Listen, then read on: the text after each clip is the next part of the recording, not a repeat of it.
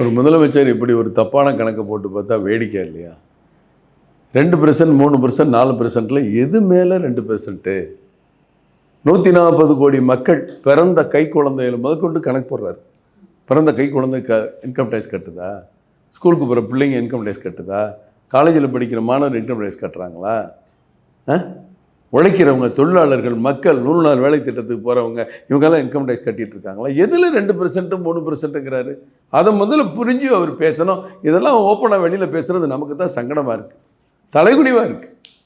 மொத்த இந்தியாவில் 140 கோடி மக்களில் 6% இன்கம் டேக்ஸ் ஃபைல் பண்ணுறாங்க. ஃபைல் பண்ணுற 6% 3% தான் கட்டுறாங்க. அந்த 3%ல் ஏறத்தாழ 80% பேர் வெளியில் வர்றாங்க. நீங்கள் 10 பணக்காரங்க பேரை சொல்லி அவங்க தான் பணக்காரங்க இருக்காங்க, அவங்களுக்கு தான் மோடி கஷ்டப்படுறாருங்கிறீங்க. நடுத்தர மக்களை அதிலிருந்து விடுவிச்சு வெளியே கொண்டு வந்து வரி கட்டக்கூடிய நிலைமையிலேருந்து அவங்களுக்கு நல்லது பண்ணி கொடுத்தா உடனே இதனால் யாருக்கு லாபங்கிறீங்க? இன்றைக்கி உண்மையிலே அதில் ஒரு 2 கோடி பேர் வரி கட்டாமல் வெளியில் வர்றாங்கன்னா அந்த பணத்தை என்ன பண்ணுவாங்க?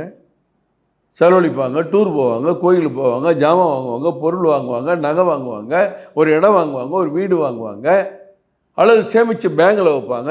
எதாக இருந்தாலும் அந்த பணம் திருப்பி இந்த நாட்டுக்காக தானே வருது. இந்த அடிப்படை புரிதல் கூட இல்லாமல் முதலமைச்சர் பேசுகிறது. வாழ்க்கை நிலை வெறும் 2 லட்சமாக நீங்கள் உயர்த்தி வச்சுருந்தீங்க. திமுக, காங்கிரஸ் கூட்டணி, நடுத்தர மக்களுடைய நீங்கள் என்றைக்கு அங்கே எத்தனை பேர் வரி கட்டாங்க அவங்க காலத்தில்? இந்த வரி கட்டுற பழக்கம் எப்போ வந்துச்சு?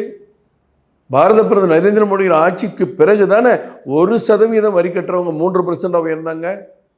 3% தாக்கல் பண்ணுறவங்க 6.5% தாக்கல் பண்ணாங்க. இவங்கெல்லாம் பண்ணாங்களா?